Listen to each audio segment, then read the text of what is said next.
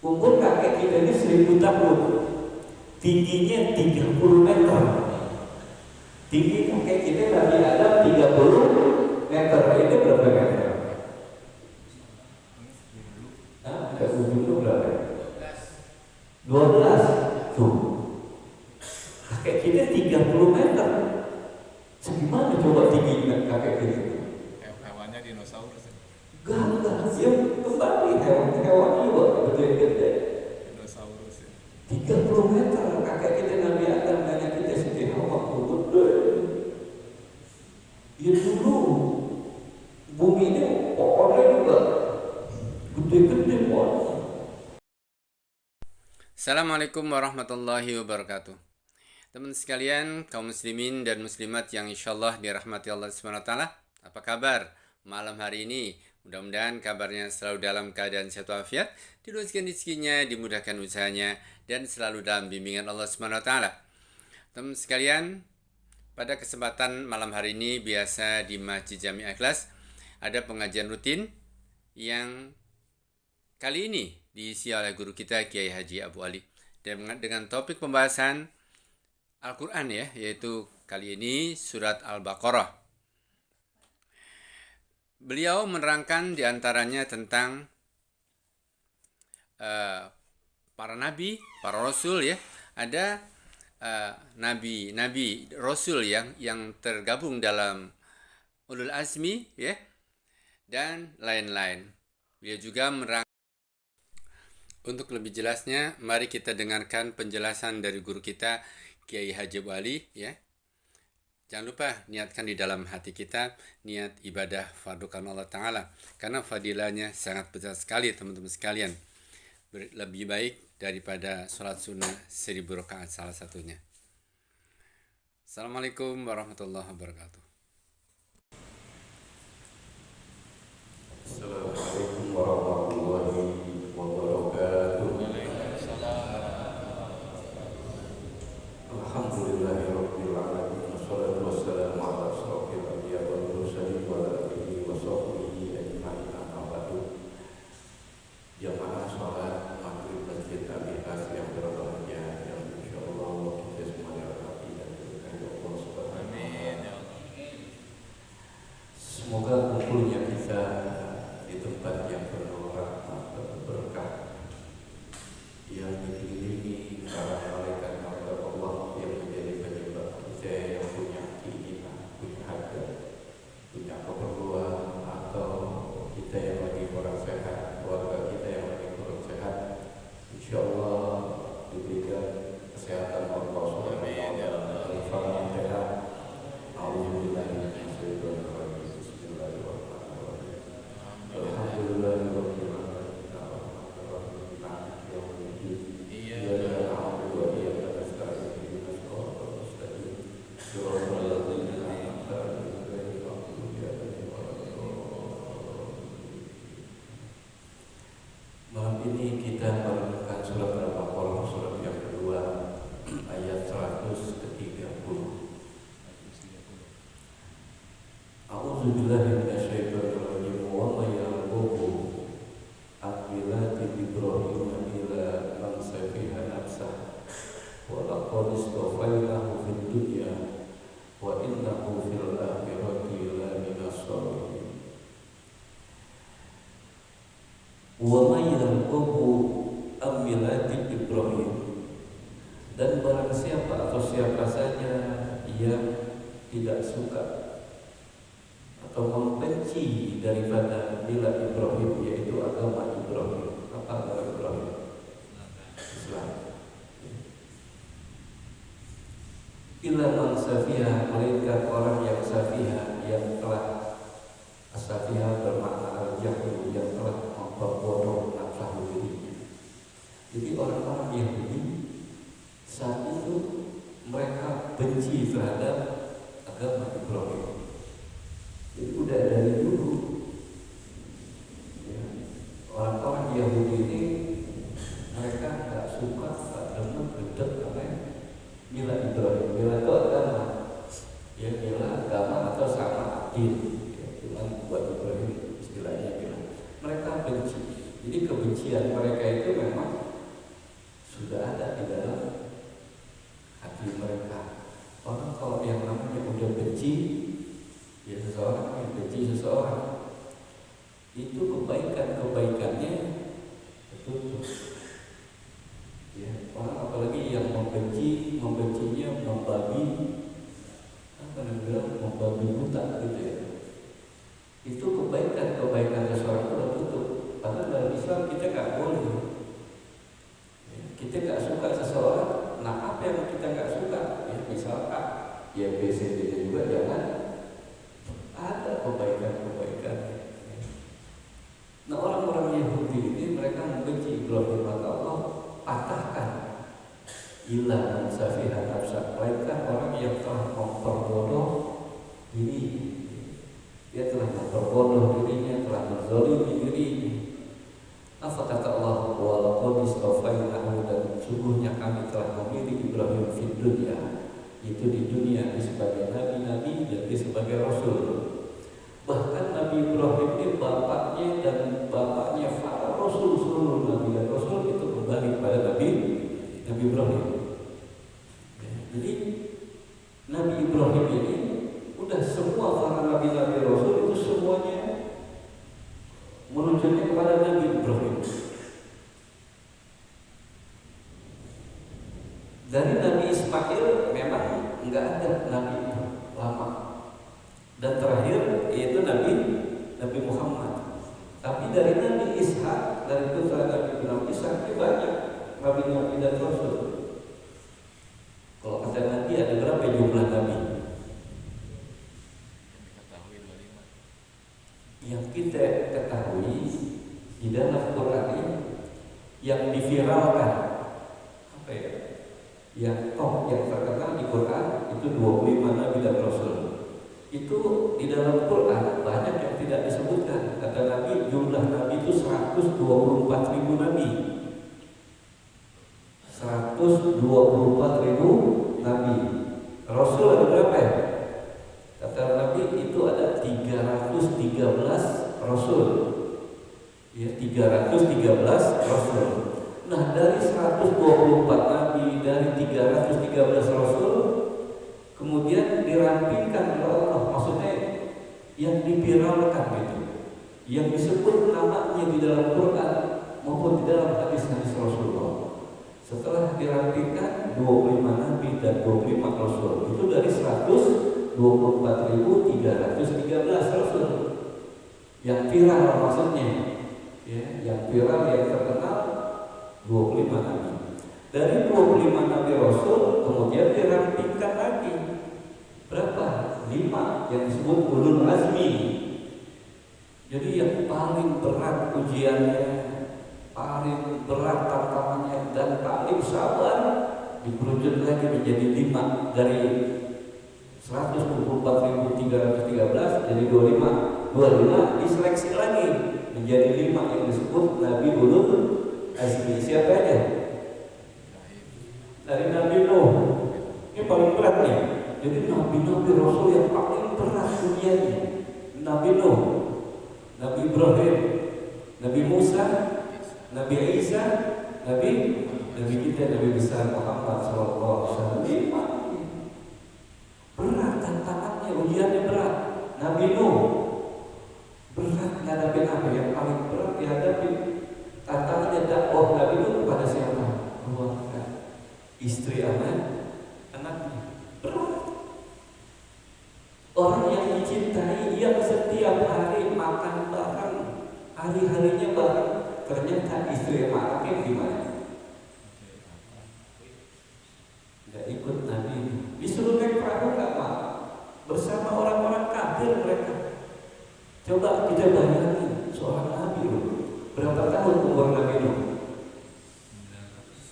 Nabi Nuh umurnya 950 tahun, sama kayak kakeknya Nabi Adam 1000 tahun. Nabi Adam 1000 tahun umurnya tuh. Umur kakek kita ini 1000 tahun. Tingginya 30 meter. Tinggi kakek kita Nabi Adam 30 meter. Ini berapa meter? Hah? sampai ujung itu berapa? 12. Tuh. Kakek kita 30 meter. Segimana coba tingginya kakek kita? Hewannya dinosaurus ya. Gak, dia kembali hewan juga gede-gede. Dinosaurus ya. 30 meter kakek kita Nabi Adam dan kita Siti Hawa gede. Ya dulu bumi ini pohonnya juga gede-gede pohon. Nah Nabi Nuh 950 tahun umurnya. Tingginya berapa? Berapa tingginya Nabi Nuh? Setengah dari kakeknya, 15 meter. Makin nyusut. Jadi secara fisik ya memang udah sunatullah, umur makin berkurang, fisiknya juga makin nyusut. Nah kita nih yang terakhir nih begini nih. Ini umat kita nih yang terakhir apa ya lahir udah segini. Ya, segini fisik kita. Gitu. Jadi makin nyusut. Begitu juga pohon-pohonnya alamnya. Hewan-hewannya makin nyusut.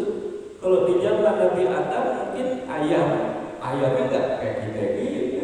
Ayamnya berapa kilo? Segede onta ayamnya. Onta segede Gajah. begitu. Itu Nabi Nuh.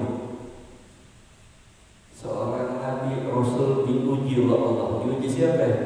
Istri sama anaknya. Ternyata nggak mengikut Nabi. Dia bersama orang-orang kafir. 950 tahun. Waktu yang cukup lama, bayangin makan bareng, tidur bareng. Ternyata dia berkhianat pada Nabi ini. Berat gak ujiannya? Berat Pak. Keluarga lo ini tanggung jawab gitu di hadapan Allah. Udah sampai orang mengatakan, wahai Nuh, Kan'an itu bukan anakmu, bukan anak ideologis, tapi dia anak dari hanya biologis. Anak ideologis itu anak yang betul-betul meneruskan perjuangan orang tua. Itu anak ideologis, bukan anak biologis. Berat Nabi Nuh. Dia termasuk ulul azmi makanya. Dari sekian ribu nabi, dari sekian ratus rasul, dirapikan jadi 25, dirapikan jadi 5 lagi yang disebut ulul azmi, nabi rasul yang ujiannya berat diuji oleh Allah. Salah satunya Nabi Nuh. 950 tahun. Allah perintahkan, wahai Nuh, bikin perahu. Bikinnya di tengah hutan. Dihina Pak Nabi Nuh. Kalau kita lihat baca sejarah Nabi Nuh, pelecehannya luar biasa. Itu perahu Nabi Nuh dilemparin kotoran. Ya. Kotoran apa? Kotoran manusia binatang dilemparin. Sambil bilang bukan Nuh Majnun, gila Nabi Nuh. Orang bikin pesawat mah bukan di tengah hutan. Orang kalau mau bikin perahu itu di pesisir pantai, ini di tengah hutan. Dibilang begini Nabi itu tetap aja bikin. Dan gede pesawat perahu. Setiap lewat umatnya lemparin kotoran, caci maki. Termasuk anaknya, Kan'an dan istrinya. Tapi yang tiga Yafis, Ham, Sam. Maksudnya anak empat Sam, Ham, Yafis, Ham, Sam. Nah dari tiga ini nanti menyebar manusia. Ada yang ke Eropa, ada yang ke Afrika, ada yang ke Asia. Ya, dari sini nih, dari turunan Nabi Nuh. Ya, Yafis, Sam, Ham. Ya kalau Ham itu ke Afrika, Sam menjadi Arab. Yafis ke Eropa dan ke Asia, dan kita dari sini menyebar. Berat ujiannya Pak Nabi Nuh. Walhasil ya Allah selamatkan umatnya. Hewan-hewan naik.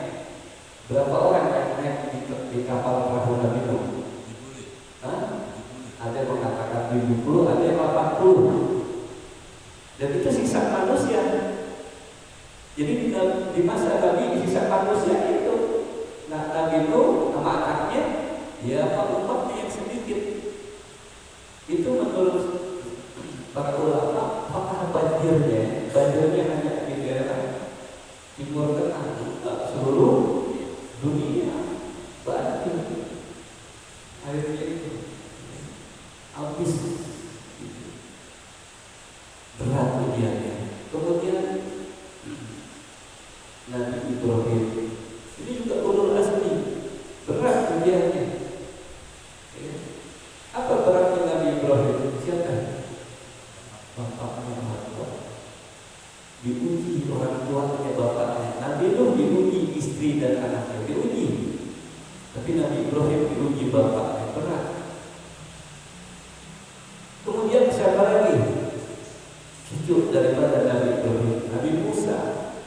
Berat ujiannya menghadapi kaum Bani Israel yang punya karakter, watak, tabiat nyeleneh, suka nyeleneh, ngeyel.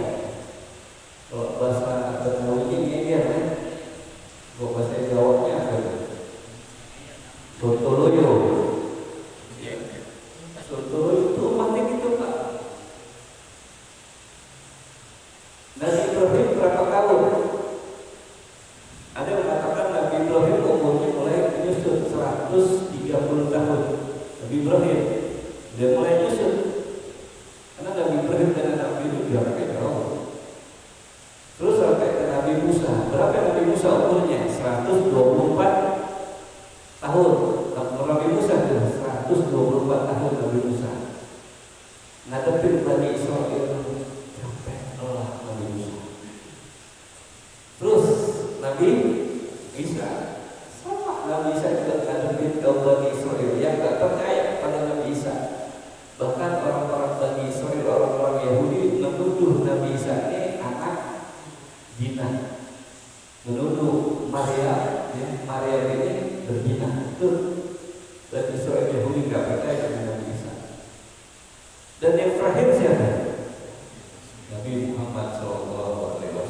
Lebih berat ujiannya, lebih berat lagi ketimbang Nabi Nuh, Nabi Ibrahim, Nabi Musa, Nabi Isa, Nabi Muhammad. Berat ujiannya, yang dihadapin kaumnya, pamannya Abu Lahab, masyarakatnya berat, diusir, dibilang gila, disakitin, dicaci maki, diembargo.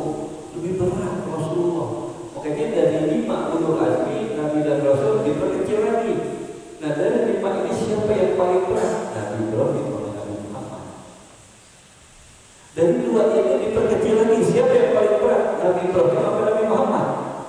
Nabi kita yang besar Muhammad SAW paling berat ujiannya. Satu-satunya Nabi yang pimpin perang Pak. Kalau Nabi-Nabi lain enggak perang, mau ngapain umat yang enggak. Kali umat Nabi Nuh perang gitu. Nabi Ibrahim enggak, Nabi Musa enggak, Nabi Isa enggak. Tapi lihat Nabi Muhammad perang, mimpin perang terhadap kaumnya, terhadap orang-orang kafir Quraisy, perang Badar ulang di daerah Badar. Perang, Nabi 300, orang kafir 3000. Kaumnya satu kampung, satu kaum, perang Badar ulang. Lanjut lagi perang Badar Kubro, lanjut lagi perang Uhud, lanjut lagi perang Kota, perang Khaybar. Jadi satu-satunya Nabi, satu-satunya Rasul dari sekian ribu Nabi, sekian ratus Rasul, hanya Nabi Muhammad yang mimpin. Makanya umat Nabi-Nabi terdahulu termasuk Nabi Isa itu pengen banget jadi umat Nabi Muhammad. Dia bilang, ya Allah, saya rela, saya tanggalkan kenabian saya, kalau suatu saya jadikan saya di umat Nabi Muhammad. Dia pengen banget gitu, karena ibadahnya, pahalanya luar biasa. Pahalanya itu luar biasa. Dikabul nggak mau? Enggak. Satu-satunya yang dari sekian ribu Nabi, sekian ratus Rasul, hanya satu nabi yang jadi umat Nabi besar Muhammad sallallahu alaihi wasallam? Nabi Isa. Nabi Isa itu jadi umat Nabi Muhammad nanti di akhir zaman, dan dia yang memimpin umat Nabi Muhammad di akhir zaman. Enggak, Nabi Khidir. Kalau Nabi Khidir itu, apakah Nabi Khidir sekarang masih hidup? Di kalangan ulama hadis apa ulama torekoh? Torekoh ya. Kalau ulama sufi itu terjadi perbedaan. Kata ulama hadis, Nabi Khidir sudah meninggal. Kenapa? Kalau Nabi Khidir waktu dia masih hidup, tentu dia akan jadi umat Nabi Muhammad. Dia akan bersahabat kepada Nabi Muhammad. Ada ulama hadis. Tapi kata ulama torekoh, orang-orang tasawuf, enggak, dia masih hidup. Tuh, ada perbedaan di kalangan ulama hadis, ulama tasawuf. Kita nggak bisa nyala-nyala dua-duanya. Tapi itu bukan hal yang pokok buat kita yang itu. Ya, jadi kalau ada orang bilang di Mekah kita ketemu Nabi Khidir, itu orang torekoh, itu orang sufi, orang tasawuf. Tapi hati ulama hadis enggak. Tuh. Dia ketemu dengan Nabi Khidir. Khidir itu kan hadrat. Artinya apa? Pakaiannya hijau-hijau. Nabi Khidir itu selalu dari imamahnya, dari pakaiannya, dari hijau semua. Tuh. Makanya kalau ada orang pakai gamis hijau semua, berarti dia itu Khidir. Udah disebut Khidir, hijau. Dia kemana dia aja jadi hijau gitu. Itu Nabi Khidir. Tapi kalau Nabi kita Rasulullah gamisnya putih, hitam, hijau, ya. Tapi yang beliau paling sebenarnya ada gamisnya putih dan hitam, gitu. Jadi itu yang membenci Nabi Ibrahim bilang Ibrahim, sungguhnya Allah telah memilih, kami telah memilih Nabi Ibrahim di dunia sebagai seorang Nabi dan seorang Rasul. Wa innahu fil akhirah, dan sesungguhnya Nabi Ibrahim fil akhirah, di hari akhirat, lamina sholihin, sungguh dia termasuk hamba-hamba Allah yang soleh. Hamba-hamba Allah yang soleh. Isqala lahu rabbuhu aslim, qala aslamtu li rabbil alamin. Ingatlah qala lahu, ketika Tuhannya berkata kepada Nabi Ibrahim. Isqala lahu rabbuhu, dan ingatlah ketika Rabbnya, Tuhannya Nabi Ibrahim berkata kepada Nabi Ibrahim. Apa yang dikatakan Allah pada Nabi Ibrahim? Apa yang dikatakan? Kalau katakan aslim. Tuh, aslim ini fi'il amr, kata kerja perintah. Kita sudah bahas, diambil akar dari aslama, yuslimu, islama, muslimun, aslim fi'il amr. Berserah dirilah engkau wahai Ibrahim. Perintah Allah. Orang yang menyerahkan dirinya kepada Allah disebut apa? Orang yang menyerahkan dirinya kepada Allah disebut muslim. Disebut muslim. Isim masdarnya dasarnya Islam. Nah, orangnya yang Islam, yang menyerahkan dirinya kepada Allah disebut muslim. Di ayat sebelumnya kita udah bahas ya. Gitu. Allah perintahkan aslim, berserah dirilah kau wahai Ibrahim. Kalau bahasa Arabnya aslim, Islamlah kau wahai Ibrahim. Apa jawab Nabi Ibrahim? Qala aslamtu li rabbil alamin. Nabi Ibrahim jawab aslamtu, pakai fi'il madi, aslamtu, aku telah menyerahkan diriku. Itu pakai fi'il madi, ya bukan pakai fi'il mudhari, pakai fi'il madi. Kalau dalam fi'il madi ada berapa tasrifannya? Ada berapa fi'il madi tasrifannya? Ayo, ya. Boleh kita dikit-dikit nanti belajar ke fi'il musharraf, fi'il nahwu, kok dikit kok dasar-dasarnya. Ya, nggak lama belajar fi'il madi apa? Fi'il musharraf, fi'il tasrif.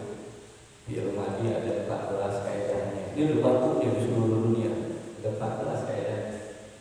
Fi'il mudhari ada 14, isim masdar ada 3, isim fa'il ada 6, isim maf'ul ada 6, fi'il amr ada 6, fi'il nahi ada 6, isim jamak 3, isim makan 3, isim alam 3. Itu sudah 40.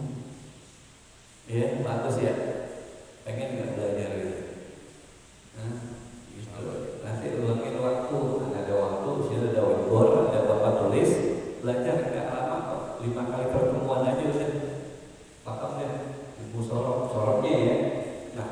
kali. 5 kali doang, nggak usah habis terus soleh. Itu 5 kali insya Allah. Ya. Kita dapat dasar ilmu, kamu sholat. Ya 10 kali pertemuan. Ya siapin buku, siapin papan tulis, bidol, insya Allah di 10 kali pertemuan. Dasar-dasar ilmu sholat kita tahu terus. Seperti dalam Quran. Ya, aslam tuh dari mana tahu aslam tuh? Aku telah menyerahkan diri kepada Allah karena aslam tuh ini fi'il madhi. Kaedahnya dia kasih yang ke-13. Kalau kami telah berserah diri aslamna. Kalau aslam tuh saya telah berserah diri. Nah Nabi Ibrahim menjawab aslam tuh li rabbil alamin. Aku telah menyerahkan diriku kepada siapa? Li rabbil alamin, kepada Tuhan semesta alam. Jadi Nabi Ibrahim dia serahkan dirinya kepada, bukan dirinya diserahkan kepada dunia. Ini yang terjadi kita sekarang. Kita lihat orang-orang aslam tuh di dunia. Aku menyerahkan diriku kepada dunia. Yang seharusnya kita ambil contoh Nabi Ibrahim, aslamtu li rabbil alamin. Aku menyerahkan diriku kepada Tuhan semesta alam. Sudah serahkan diri kita kepada Allah. Orang yang sudah menyerahkan dirinya kepada Allah, dia siap diperintah Allah, enak atau enggak enak, dia rela atau terpaksa, yang jelas dia harus mengikuti perintah Allah, mengikuti aturan Allah. Tuh, itu jawab Nabi Ibrahim ketika Allah berfirman kepada Nabi Ibrahim, aslim qala aslamtu li rabbil alamin wa wasa biha Ibrahimu banihi. Dan Nabi Ibrahim mewasiatkan kepada anak-anaknya. Yaitu siapa anak-anak Nabi Ibrahim? Nabi Ishak dan Nabi Ismail. Diwasiatkan. Wa Yaqub, begitu juga Nabi Yaqub mewasiatkan kepada anak-anaknya. Ya baniya, kata Nabi Yaqub ini. Berapa putra Nabi Yaqub, putra Bani Israel? 12. Apa wasiatnya? Ya baniya, wahai anak-anakku, kata Nabi Yaqub ini. Innallaha astafa lakumud dina. Sesungguhnya Allah telah memilih kalian, ad-din, yaitu agama. Apa agamanya Nabi Yaqub, Bani Israel? Fala tamutunna illa wa antum muslimun. Ini wasiatnya nih, sama Nabi Ibrahim, Nabi Yaqub kepada putra-putranya. Fala tamutunna illa wa antum, maka janganlah sekali-kali kalian mati, enggak boleh kalian mati. Ini wasiat Nabi Yaqub pada putra-putranya. Ilah kecuali boleh kalian mati wa antum muslimuna, kecuali kalian mati dalam keadaan, lihat di penghujung ayat, muslimuna. Muslimuna bentuknya jamak. Waw dan nun itu menunjukkan jamak. Jamak apa? Jamak ada jamak taksir, ada jamak muzakkar salim, ada jamak muannas salim. Tuh bagus. Tuh, ngerti gak kita? Nyambung gak dikit-dikit nih? Muslimuna ini bentuknya jamak. Kalau mufrad, muslimun mufrad, mim sin lam mim. Muslimun mufrad, seorang muslim. 2 orang muslim, tambahin alif dan nun. Alif dan nun. Muslimani, banyak, tambahin waw dan nun. Muslimun. Tuh, dia pakai isim fa'il. Jadi wasiat Nabi Ibrahim kemudian Nabi Yaqub kepada putra-putranya, dia pesan fala tamutunna illa wa antum muslimun. Jangan kalian mati hai Bani Israel, putra-putra Bani Israel, kecuali boleh kalian mati dalam keadaan muslim, dalam keadaan muslim berserah diri kepada Allah Subhanahu wa taala. Kemudian apa lagi? Akuntum suhada'a id hadara yaqubal maut isqala li banihi ma ta'buduna min ba'di qalu na'budu ilahaka wa ilaha abaika Ibrahim wa Ismail wa Ishaqa ilaha wahida wa nahnu lahu muslimun. Perhatikan ayatnya. Am kuntum suhada, apakah kalian hadir menyaksikan Izhadoro Yaqub al-maut, ketika maut akan menjemput Nabi Yakub. Yang dimaksud putra-putra Nabi Ibrahim, putra-putra Nabi Yakub, Bani Israel jumlahnya 12. Apakah kalian hadir, kalian menyaksikan ketika maut akan menjemput Nabi Yakub? Para nabi dan rasul mereka tahu kapan mereka akan mati, tahu. Jadi malaikat datang ke nabi rasul, izin dulu, saya diutus oleh Allah, terus mengambil nyawa ente, siap belum? Tuh, izin dulu. Kalau nabi rasul bilang entar dulu, gue lagi nyaman banget di dunia ini, gak jadi, naik lagi laporan ke Allah, ya Allah belum siap, ya udah biarin. Nabi rasul itu khusus, dia tahu kapan mau mati. Kalau kita gimana Pak Agus kalau begitu tuh, datang malaikat maut Israel, ke kita bilang dulu nggak? Bilang dulu nggak ke kita? Abu Ali, iya, ini diutus nih, kayaknya itu udah kelasnya selesai. Bagaimana gitu kan? Kali kita bilang itu bukan di motor lagi gitu kan? Enggak bisa, kalau kita mah waktunya ambil. Kali Israel pakai bilang kagak ambil. Tapi Nabi dan Rasul itu khusus, mereka izin dulu. Kayak Rasulullah Nabi Muhammad kita lihat kayak Rasulullah menanya ke Rasulullah itu, saya ingin ketemu Tuhan saya, Rabb saya. Tuh, mungkin Nabi kita umur berapa? 63. Nabi bisa nggak mau jadi 100, 200 bisa nggak? Bisa. Tapi kata Nabi, aku rindu pada Tuhanku, aku ingin ketemu Rabbku. Kan harus mati dulu. Dan dia Rasulullah tuh rindu. Makanya kita kalau rindu karena kami Tuhan kita, bagus iya. Jadi kalau yang rindu, waduh masih dulu kontrol ini. Jadi ketika maut akan menjemput Nabi Yakub, Nabi Yakub tahu, dikumpulkan semua putra-putranya, kumpulin. Dia kumpulin semua putra-putranya, kemudian diajak bicara. Ini waktu mau mati ini. Iskola libanihi, ini ketika Nabi Yakub akan meninggal, dia bilang kepada libanihi, kepada anak-anaknya, apa yang ditanya, yang dikatakan Nabi Yakub kepada putra-putranya. Nabi Yakub cuma tanya ini singkat, mata buduna mimba. Yang ditanya apa Nabi Yakub apa? Mata buduna mimba.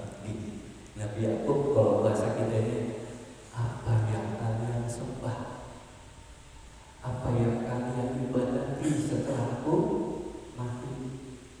Jadi Nabi Yakub bilang sama anak-anaknya, kalau saya mati, kalian menyembah siapa? Jadi yang dikhawatirkan Nabi Yakub terhadap putra-putranya ini masalah tauhid, masalah keimanan, masalah kesembahan. Aku khawatir setelah aku meninggal, engkau tidak lagi menyembah Allah. Yang kau sembah apa? Dunia. Engkau sembah kedudukan, pangkat, jabatan. Engkau sembah harta dunia. Habis engkau kejar-kejar dunia dari pagi ketemu pagi lagi terus. Tapi tak kaya-kaya. Emang uratnya udah segitu, uratnya. Emang uratnya udah dari Ilahul Mahfuz, urat susah.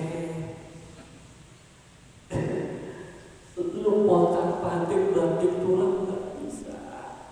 Emang udah di Ilahul Mahfuz tertulis segitu. Makanya kita ya udah syukurin apa yang ada. Betul nggak? Ada orang yang di Ilahul Mahfuz uratnya memang urat kaya. Kayak lahir kaya. Memang uratnya urat kaya. Kenapa? Bapaknya raja, bapaknya presiden, betul nggak? Bapaknya menteri, lahir kaya ya. Kaya dari mana? Warisan. Ada orang yang kaya, uratnya udah tertulis Lauhul Mahfuz, dia lahir susah. Buat bayar bidan aja utang, buat bayar bidan aja harus uratnya urat. Kan kelihatan orang susah ini ya uratnya.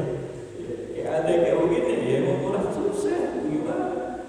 Ya, nggak apa-apa kita syukurin. Karena yang namanya dunia ini harta banyak, pangkat, jabatan tinggi itu hanya buat senang-senang. Ya, itu kesenangan. Maka ulur-ulur kesenangan yang menipu. Yang kita cari apa Allah ini tenang, bukan senang. Tenang. Beda. Tenang sama senang beda. Banyak duit, pangkat, jabatan tinggi itu tenang apa senang? Hah? Senang. Tenang kan? Belum tentu. Yang kita cari ketenangan dan dalam hidup yang tenang. Betul nggak? Ini. Ya syukur-syukur duit banyak, harta berlimpah, senang. Kemudian juga hati tenang. Enak banget Pak Broto. Iya nggak Pak Broto? Duit banyak, senang kita. Hati juga tenang. Ini yang repotnya lagi, duit udah nggak dapat, rumah kontrak, bayar telat, sholat kagak, ke masjid kagak, terobek tidak ke masjid, kagak pernah ke masjid tuh kaki berat banget. Pindah aja jangan ke masjid dah, ya enggak? Gitu. Dosa lah dosa loh. Ulama membahas tentang orang yang rumahnya dekat masjid, kemudian dia nggak sholat di masjid, itu hukumnya apa? Bahasa ulama. Dosa besar dia. Jadi keputusan ulama orang yang rumahnya dekat masjid, rumahnya dekat musola, tapi dia nggak ke masjid, dia nggak ke musola, maka orang itu dosa besar. Jadi yang ditanya oleh Nabi Yakub terhadap putra putranya maka yuduna bibati, yang dikhawatirkan Nabi Yakub apa? Urusan perut atau urusan Tuhan? Urusan Tuhan. Mungkin jangan khawatir. Kok kenapa ya Nabi Yakub enggak ditanya bukan mata kudu dan bibati? Bukan yang ditanya tak kudu dan apa yang kalian makan setelah aku meninggal? Nabi Yakub enggak mikirin perut. Kenapa? Urusan perut ada Allah yang jamin, jangan takut. Urusan rezeki semuanya udah diatur sama Allah.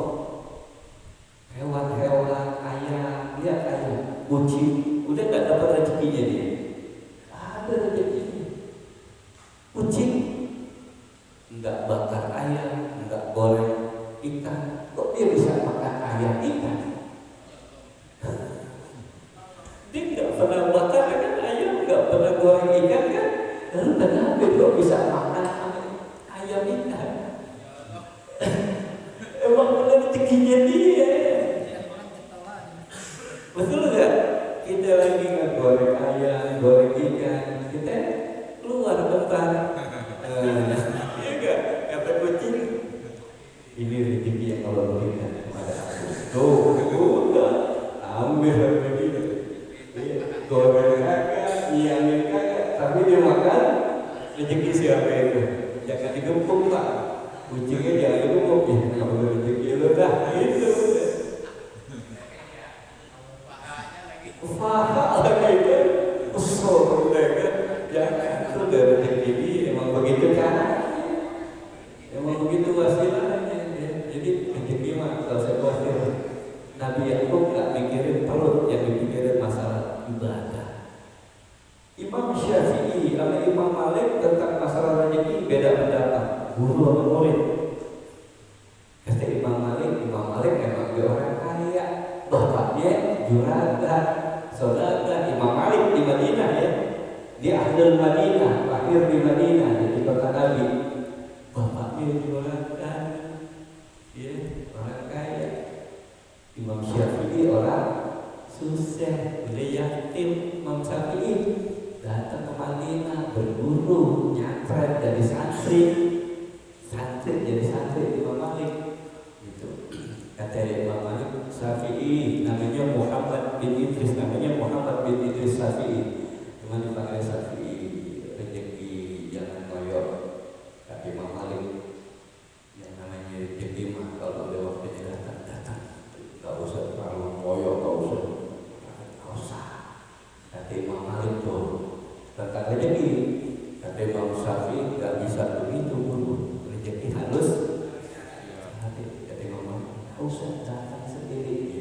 Tapi enggak, guru harus dicari. Beda status sosial ekonominya. Imam Malik nggak cari duit, cuma kerjanya ngajar. Bapaknya juragan. Lah Imam Syafi'i kalau dia ngajari duit, lapar. Orang dia aktif. Setelah nyantri kalong kok kadang-kadang belajar kerja Imam Syafi'i nyari duit. Dia nyari duit Imam Syafi'i. Dia cari duit dulu buat hidupan dia, buat bekal dia. Dapat rezeki, dapat duit, dia buat bekal dia sehari-hari makan. Terus dia ingat gurunya selalu Imam Malik. Imam Malik apa dia kesukaannya? Imam Malik sukanya kurma adwa, kurma kambing. Paling gede dia dibeli Imam Syafi'i.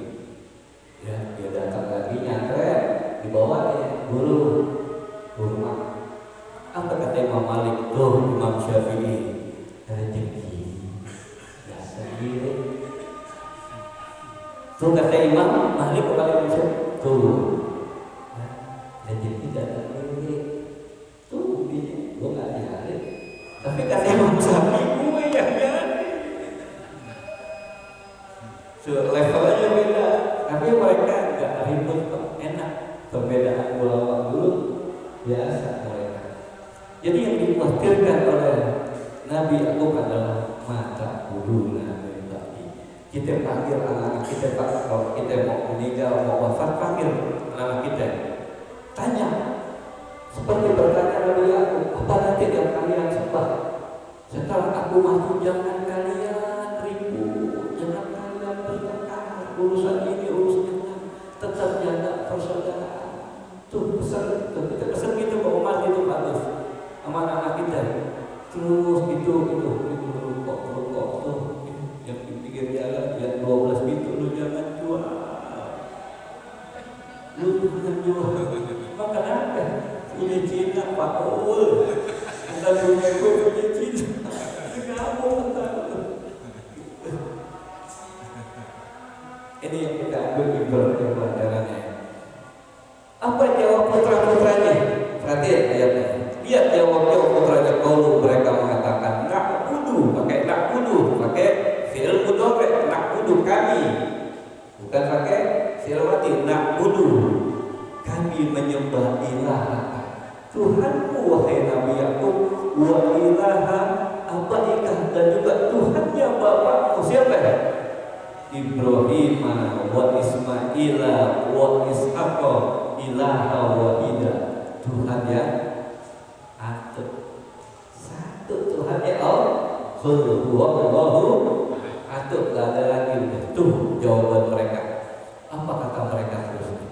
Wa nahnu lahu muslimun. Kami putra-putra wahai Nabi Yakub kepada Allah muslimun, kami menyerahkan diri kami kepada Allah. Berarti Nabi Yakub, Bani Israel muslim.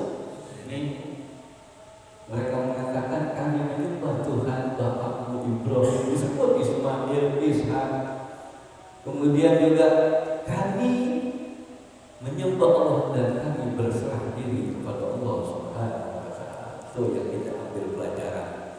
Jadi apa yang kita ambil pelajaran? Contoh daripada Nabi Ibrahim, Nabi Yakub, para nabi-nabi terdahulu, mereka yang dikhawatirkan, dipikirkan kepada anak cucunya tentang masalah ibadah mereka, keimanan mereka, bukan masalah ini. Jangan aneh, nggak mikirin tuh nanti kalau gue mati, istri gue, anak gue, cucu gue nggak pikirin ini. Yang gue pikirin apa? Lu pada ibadah, masih sholat, itu kita ngomongin masih sholat. Sekarang gue masih ada, lu masih pada sholat. Nanti kok gue mati, karena kalian akan menghadapi zaman kedepannya, zaman yang hebat. Kedepannya zaman begini makin parah loh. Itu yang kita khawatirkan sama anak kita. Ya. Jangan kita khawatirin urusan perut, jangan. Itu urusan Allah. Allah yang sanggup rezekinya. Allah mau tidur enggak? Wala sinatu wala naum, dia enggak ngantuk, dia enggak tidur. Allah terus Al-Muhit, dalam asma wa sifatnya kan Al-Muhit. Allah yang ngawasin, terus diawasin kita di mana rezekinya fulan dikasih, walaupun tadi rezekinya ada yang banyak, ada yang itu kembali kepada urat tadi, ya urat. Kan beda urat orang kaya sama orang miskin, beda kan?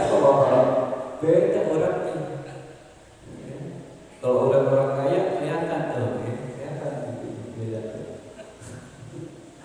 Ya, Pak Suraka jelas ya? Ya Pak Suraka ya, gitu. Jadi yang kita takutkan terhadap anak cucu kita persoalan ibadah ya. Jangan kita takutin urusan bikin miskin mereka, makan mereka, jangan Pak, jangan takut. Serahkan kepada